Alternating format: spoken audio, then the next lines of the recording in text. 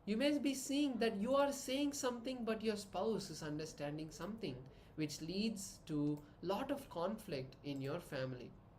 Or it could even be with your colleagues at work, or it could be with anybody. When you talk, unless you talk into the listening of the person, they are not going to be catching what you are saying.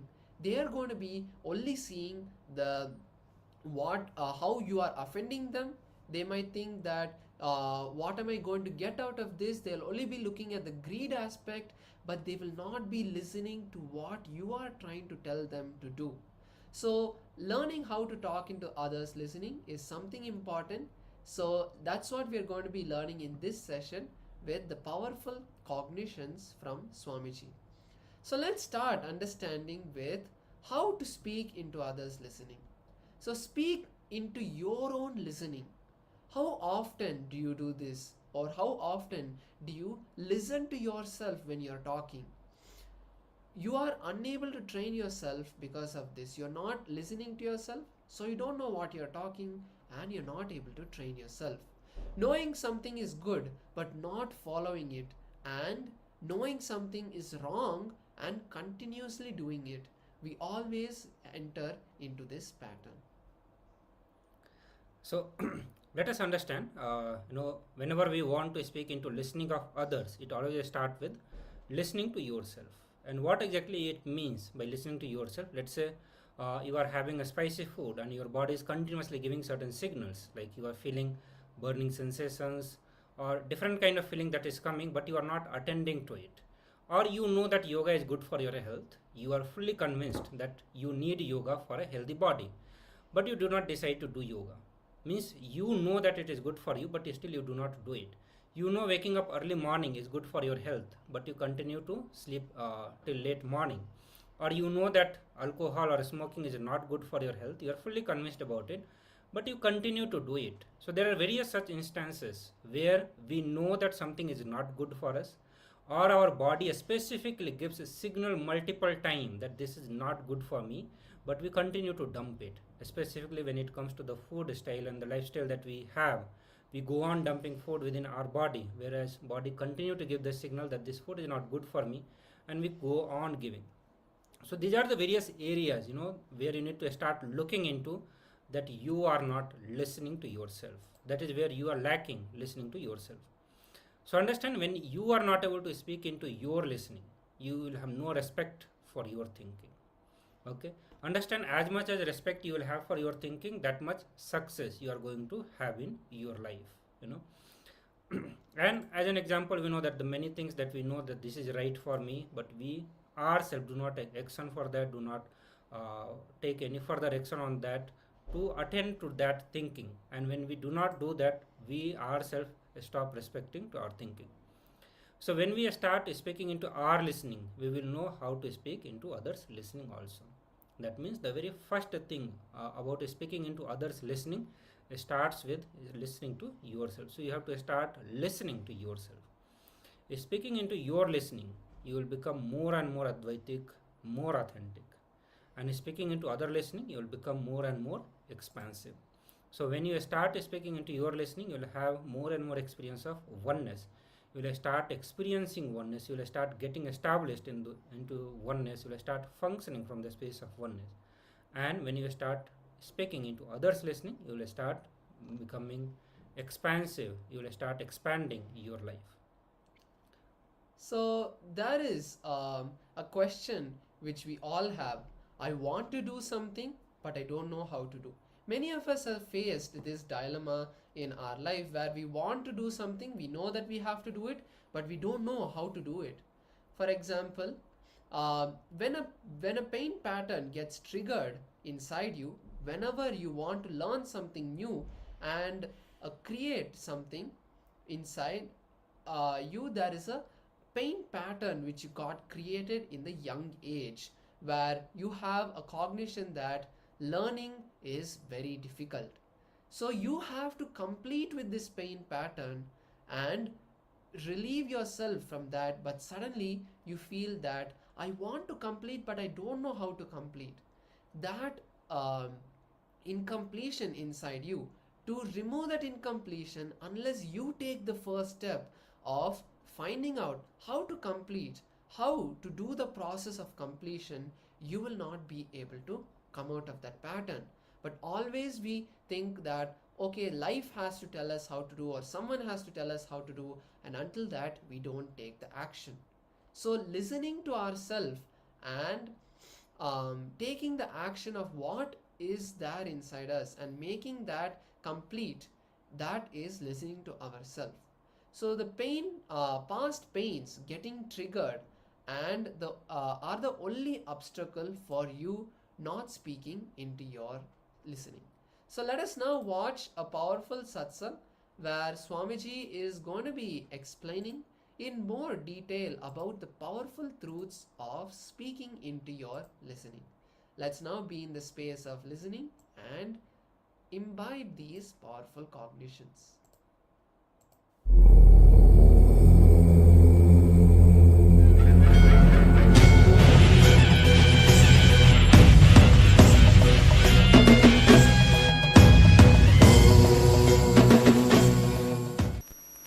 Listen, today I am going to teach you a very important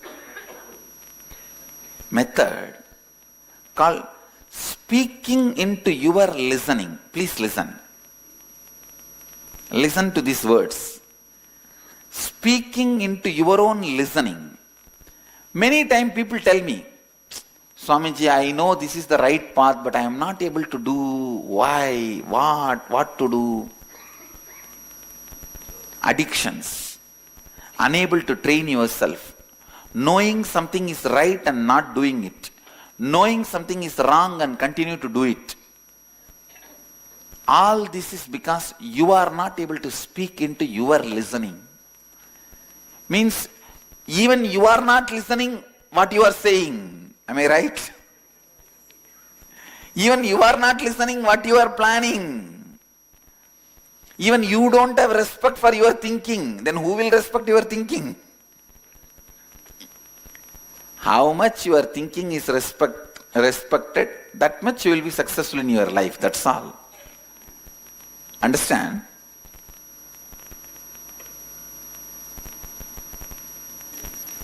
When you learn to speak into your listening, you will know how to speak into others' listening. Today I am going to teach you both. Speaking into others' listening, speaking into your listening. When you speak into your listening, you will become more and more Advaitic, authentic. When you speak into others' listening, you will become more and more expansive. How many of you understand what I am saying? See, life is all about speaking into your listening and speaking into others' listening. That's all. That's all.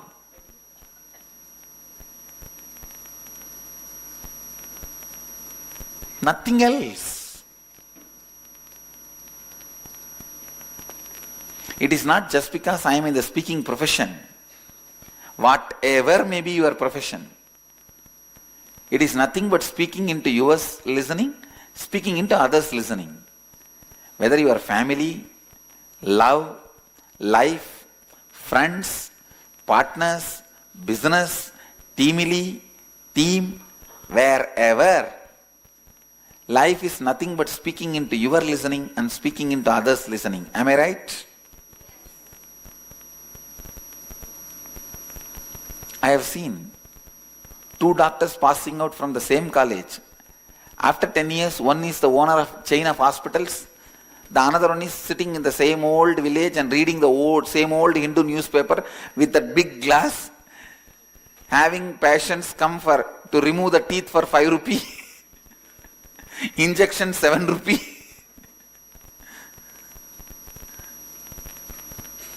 Same.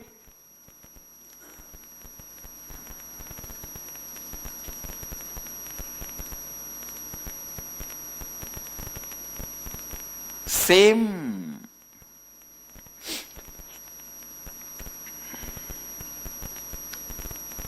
profession. If you are not able to speak into others' listening, how you practice? If you are able to speak into others listening, the way you practice is totally different. How many of you understand what I am saying? So today, practicing to live, practicing our ability to speak into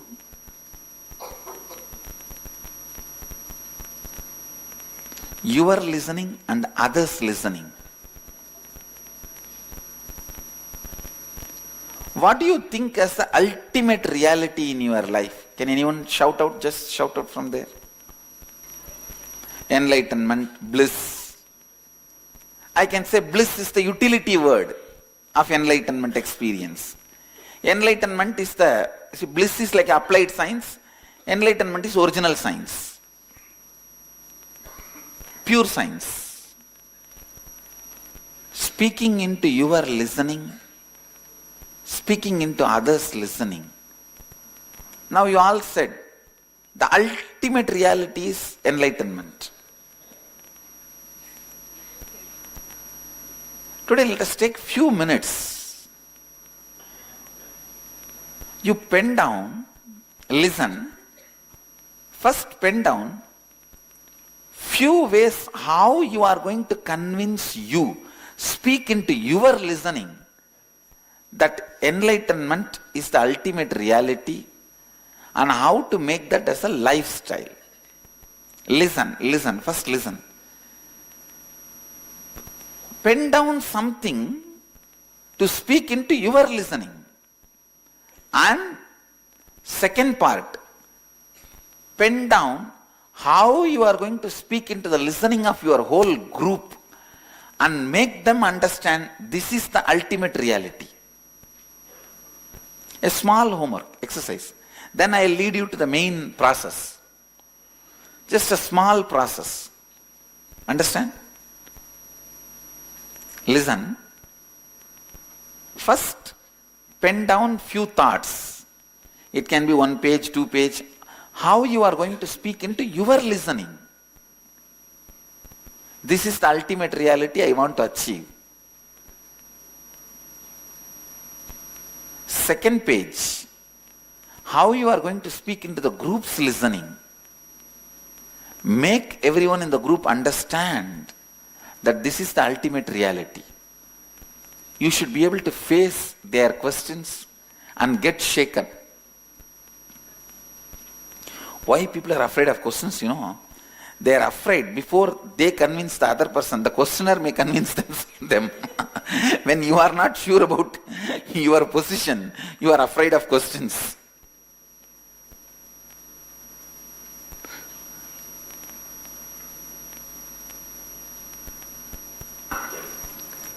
Few minutes. Shall we do this homework? Listen. This will really help you to raise your authenticity and the space of Advaita. It will help you in a big way. So the first question, how you are going to speak into your own listening and make you understand about the ultimate reality is enlightenment. It is required for you. How to achieve it, all that. And how you are going to speak into the listening of the group, teamily. Make them understand it is the ultimate reality for them. So each question at least answer in one full page.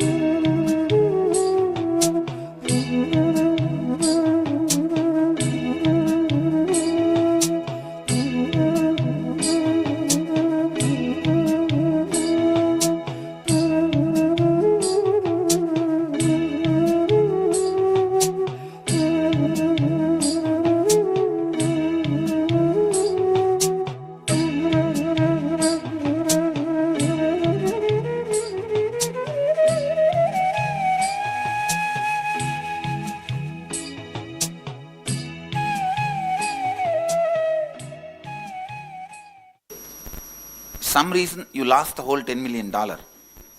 Again you start. What a big loss and foolishness, stupidity it is.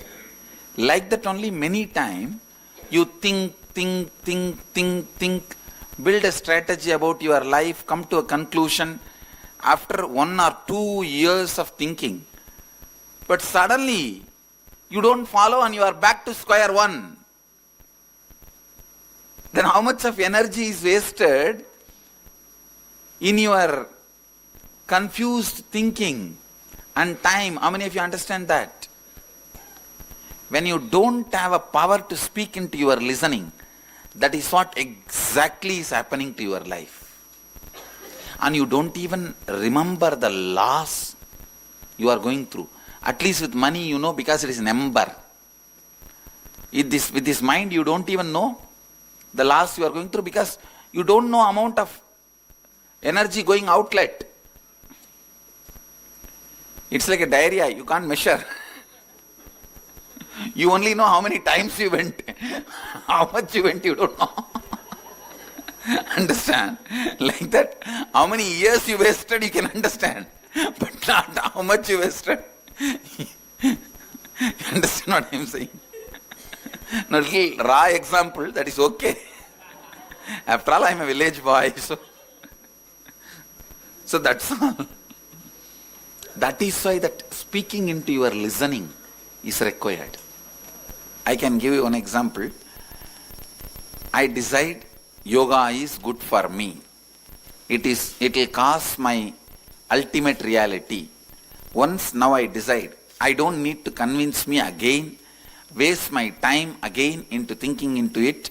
Every day I will be there on time doing yoga. Now only everyone understands what is speaking into your listening.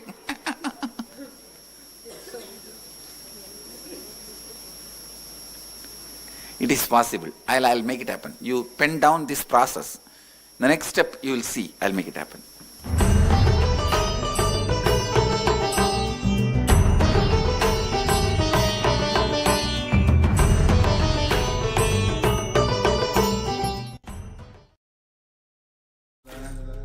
Paramashivoham Om Nityananda Paramashivoham Om Nityananda Paramashivoham Om Nityananda Paramashivoham Om Nityananda Paramashivoham Om Nityananda Paramashivoham Om Nityananda Paramashivoham Om Nityananda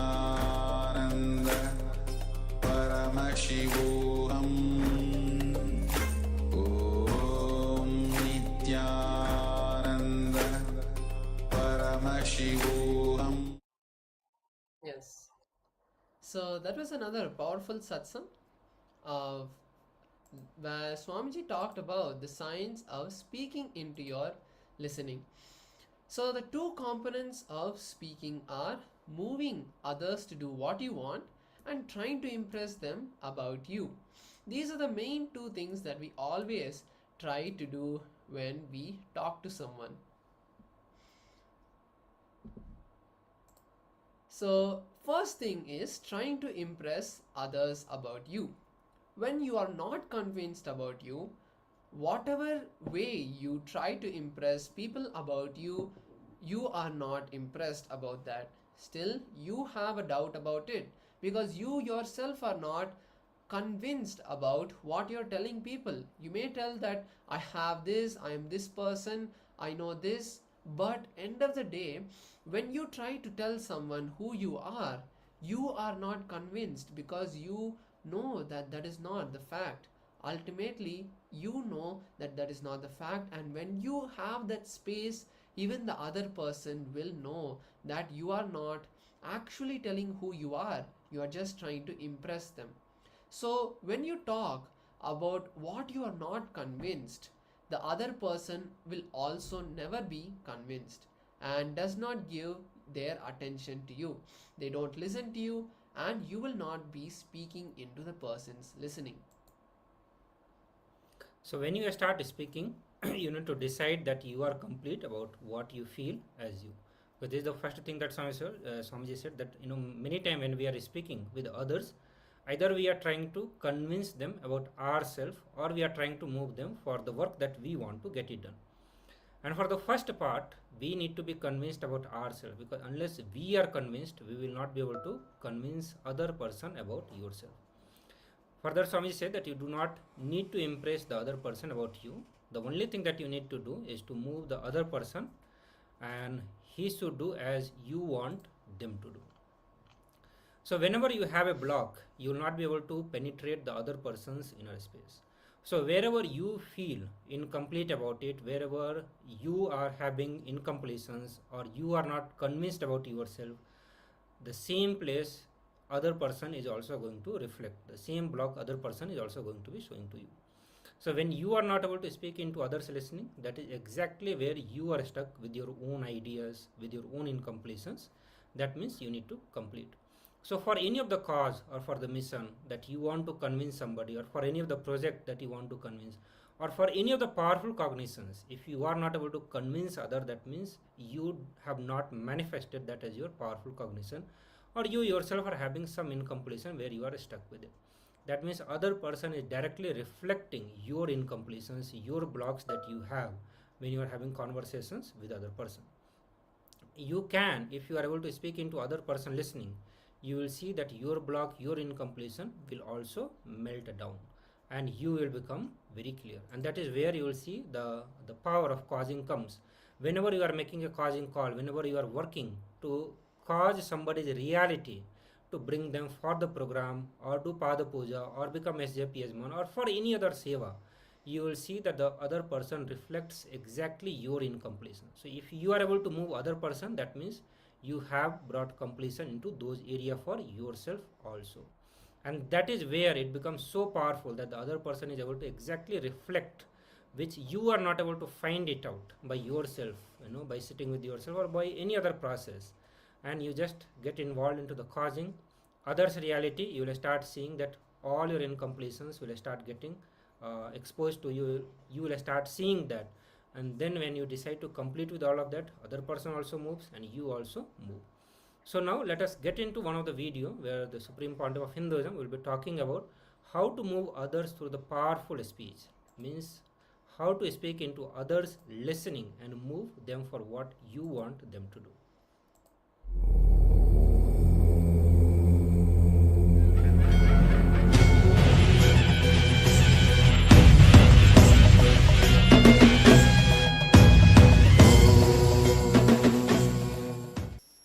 I'm telling you, neither you can 100% speak into your listening, nor you can 100% speak into others listening, because you are off, others are off. When you can speak into your listening, other listening, authentically, only then you will be able to speak into your listening 100%, others listening 100%. How many of you are thinking, first I will speak into my listening 100%, then I will speak into others listening? Raise your hand. It is foolish. How many of you are thinking, I will speak into others listening, I don't care about speaking into my listening? Raise your hand. Again, this is foolishness. Understand? It is, you go on doing both becomes complete, perfect. Because you are not 100% stored in you. You think all your treasure is in your hand. Already some fellows have put the hole in your backyard and pulled out the treasury. You are only sitting safeguarding the front door. Because the front door is not opened, front door of the treasury is locked and you have the key, you are thinking your treasury is safe. Already some fellow has gone through the back door and drilled and pulled many things. You are sitting with a empty. You understand? Your 100% is not with you. Same way, your 100% is not with others. Still, at least the empty locker you are having and your key you are having. So, it has to be a simultaneous process. Speaking into your listening and speaking into others' listening. Both should be from powerful, complete space. Listen, listen. Listen here. Say, how many of you listen? You feel, first let me completely speak into my listening, only then I will speak into others' listening. Raise your hand. Whenever you try to speak into others' listening, you will always carry the incompletion. I myself not complete. How can I speak into others' listening? Am I right? So that makes you powerless. All these people, I don't care about whether I am speaking into my listening. Let me speak into others' listening. Again, you are feeling powerless. How many of you are getting it? Actually, many times you speak into others' listening even though you are not convinced. You are not able to speak into your listening. Many times. When you try to make your husband disciplined, wife disciplined, look in. Are you convinced about that? No. So that time, again, because you feel you are not convinced but you are speaking into others' listening, you will be powerless. Both, if it is done as a part by part, it is powerlessness. Both done as a lifestyle out of powerfulness reaches completion. That is what I am saying. If you start doing, both is similar. Both have a strong connection. Listen. Please, all of you, look here. Can you all look here? Look here for a few minutes. I am giving you the tips for speaking into others' listening. Usually when you start speaking to others, you are always planning to impress on others who you are, instead of what you need to make them do. See, there are two components in speaking. Moving them to do what you want and trying to impress them about you. Impressing them about you should be only for moving them to do what you want. But most of the time, you try to impress them about you, and the funny thing, whatever way you try to impress them about you, you are not impressed about that. Still you have doubt about it. That is why you project your SDHD on them and make it as ADHD. Understand? Attention deficiency happens in the other person. ADHD happens only when you have SDHD. When your statements are from SDHD, means self-doubt. You are not completely convinced. You try to project that on the others, using the same concept and try to impress them. Other person will not be giving you attention. He will not be giving you listening. You will not be speaking into his listening. You think he has ADHD. No, you have SDHD. ADHD happens in other person if you have SDHD when you speak. How many of you understand what I am saying? That's all. So don't ever blame others' ADHD. It is your SDHD. Understand? Actually, layer by layer, I am making the cognition happen in you. The cognitive shift.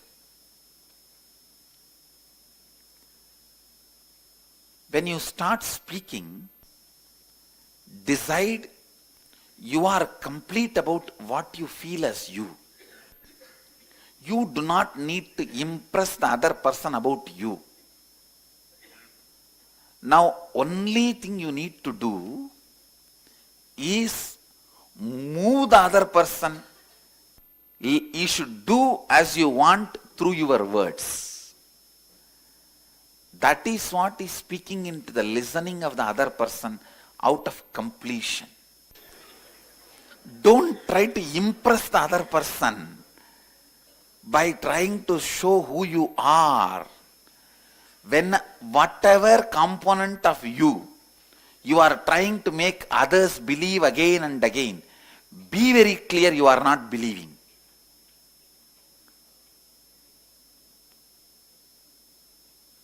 I have seen this in my life, let me tell you openly.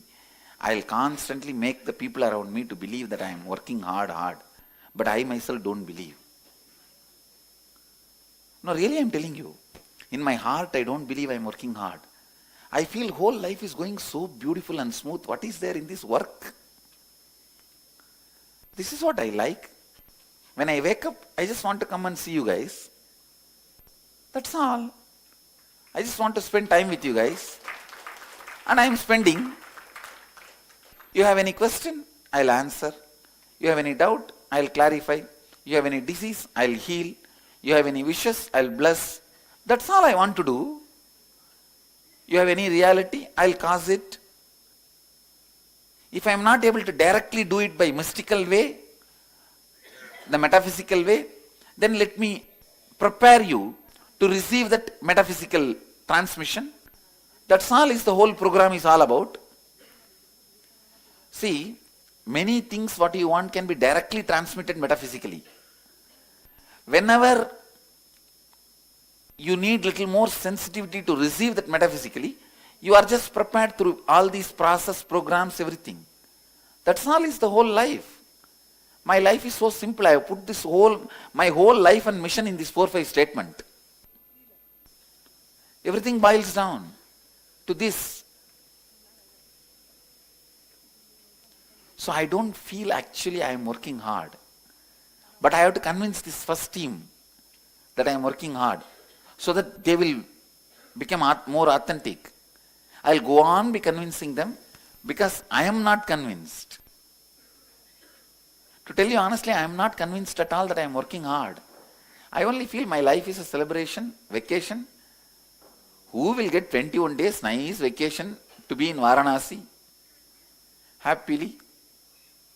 That's the way I look at my life. That's the way I am perceiving. Anyhow, I am giving you this example. In being, I don't believe I am working hard. I only believe life is going so smooth, so beautiful. Say, hard working is the ideology, the word you use to justify the inner conflicts which you are not able to complete. If you complete all the inner conflict, you won't feel like life is hard work. It's all smooth joyride.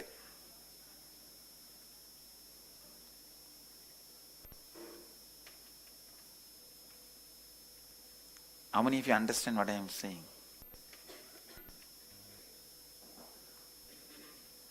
But that does not mean because you don't believe you are doing hard work, you will not come for yoga. I don't believe I am doing hard work, but I don't miss any of my sessions. I don't miss any of my commitments. So you also be like that, integrated, authentic, then believe you don't do hard work. That is perfectly all right. And you neither do work nor believe you are doing hard work.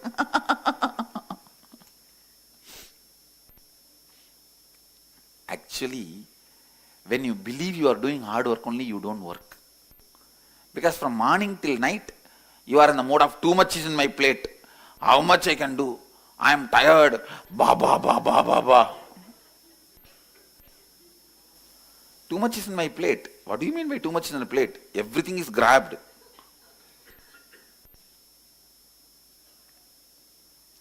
Do not try to impress others about some part of you, because it means you are not convinced about that part of you. That's first truth. Second, whenever you speak, always be aware you should be speaking to move the other person. Move the other person. How many of you understand? Now, can we have a few minutes discussion? Now you are going to move the other person, convincing the other person's ultimate reality is only enlightenment. See, if that person is already convinced, he is spoken to, he is listening, he has no question, leave him. Don't torture him.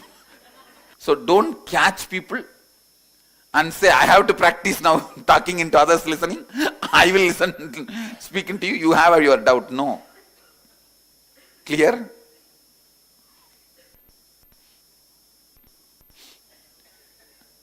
See, listen. For example, I'll give you this example. 10 people are there in your team.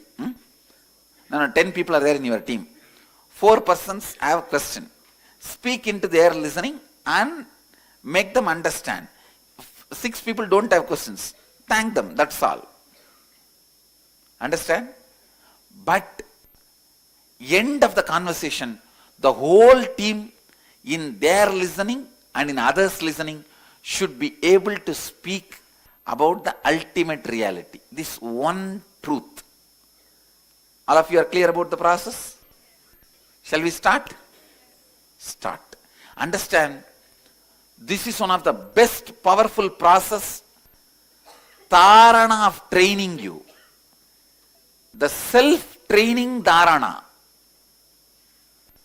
Self-building dharana. Like body building, it is self-building, conscious building. Everyone is ready? Let us make our Vedanta reality, not the theory. See, in one book fair, in Ramakrishna Mission bookstore, the volunteer was standing. There was a Brahmasutra Bhashya, commentary of Brahmasutra by Shankara, commentary of Brahmasutra by Ramanuja. The whole Hinduism has suffered so much between this fight between these two thought schools. Somebody came and asked the volunteer, what is the difference between this and this? Brahmasutra, Shankara Bhashya and Shankara's commentary and Ramanuja's commentary. The volunteer coolly replied, 35 rupees.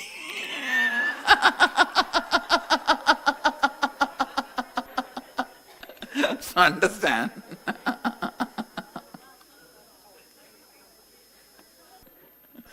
Most of the time, we speak in that level only.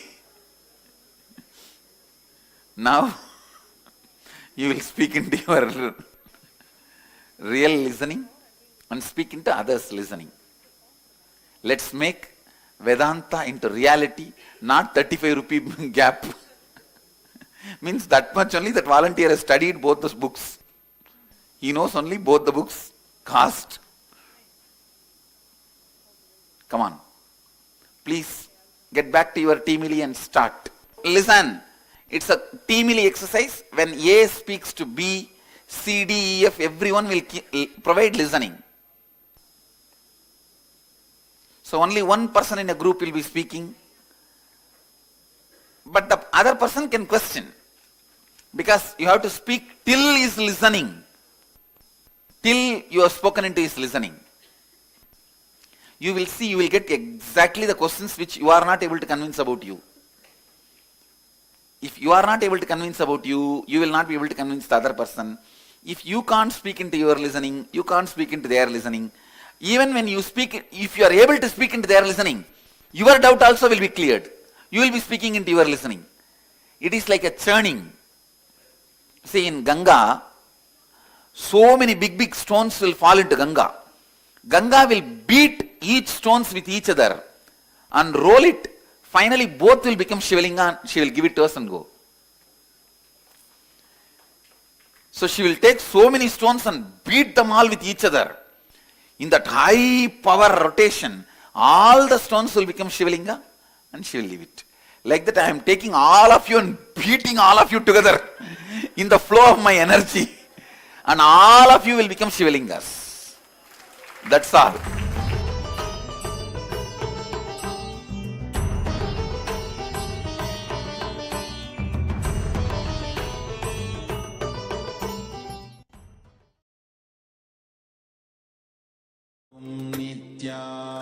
Nityananda Paramashivoham.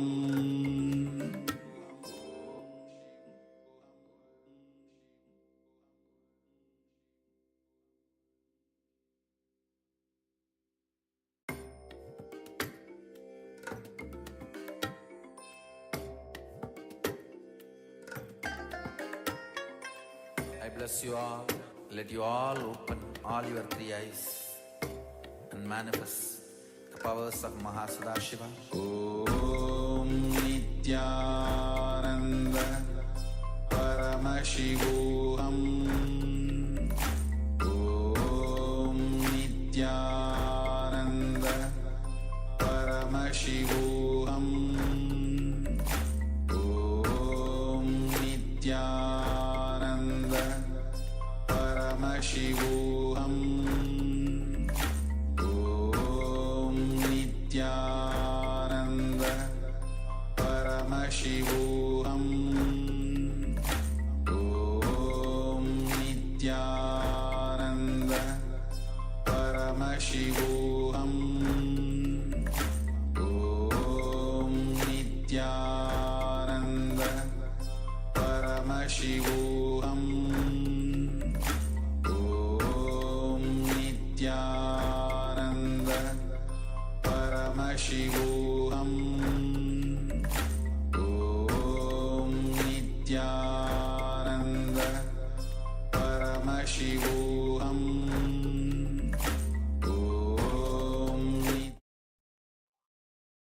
Nityananda everyone.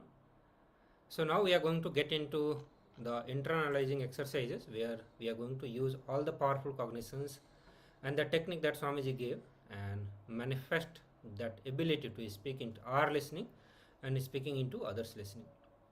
So you are going to be having three-step this process is a three-step process.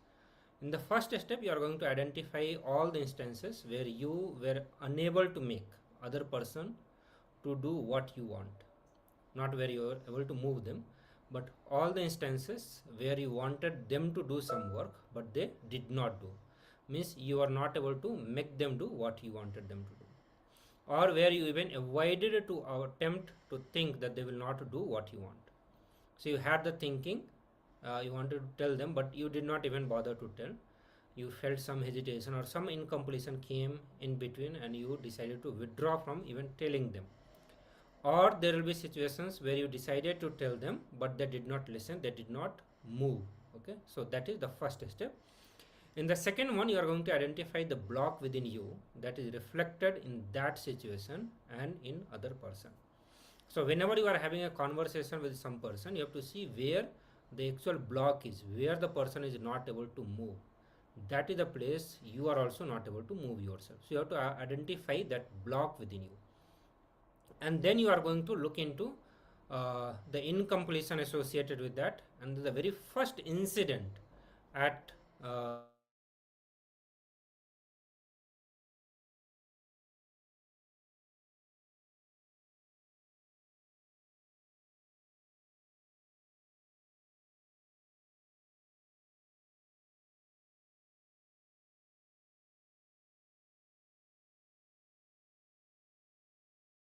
one after another, all the three steps you have to work on it.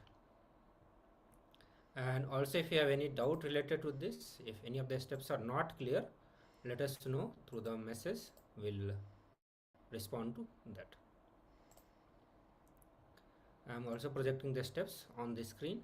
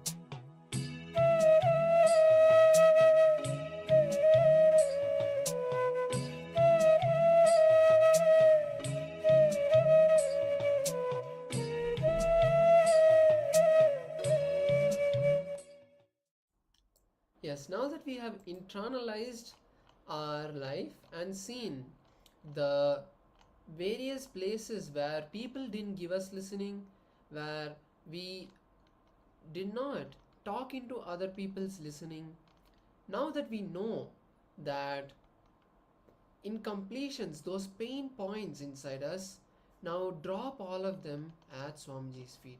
Yes, they happened, but now we need to complete with those, because only if we complete with it, we'll be able to experience completion. We'll be able to talk into other people's listening. So now take a moment to just close your eyes and drop it at Swamiji's feet. From now, you will talk into other people's listening. You will not hold back thinking that in the past people did not listen to me, so I am not going to listen to other people. Or you don't hold that in completion, saying that in the past I tried to talk into people's listening. I tried to talk about what they wanted to hear, but I did not do that. I was not able to do that. Drop all of those incompletions now. So with this, we'll be moving into the power manifestation now to bolt this experience in us, to bolt this completion inside us. So let's now manifest the power of the Ashtamaha Shakti. We are going to be increasing the weight of an object. So let's all now choose a particular object that we want to manifest the power with. It can be even a small bangle, it can be a ring, it can be your phone's charger, or it can be your phone itself. You can try to increase the size of that object. So, we'll be increasing the weight of that object. Now, to do this power manifestation, there are many apps on the App Store if you're using Apple, or on the Google Play Store, that you can download and use.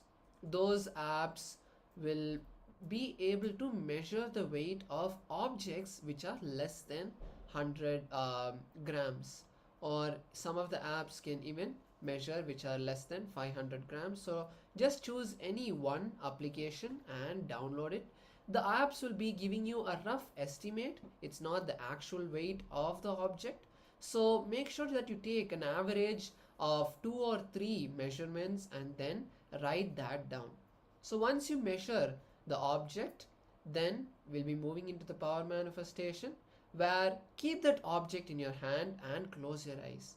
Intensely declare, saying that Paramashiva, I am declaring as you that this object's weight will increase now.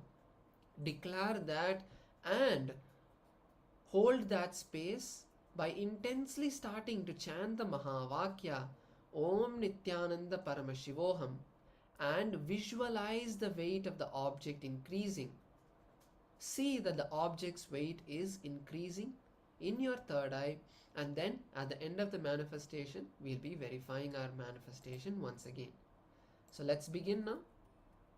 Paramashivoham Om Nityananda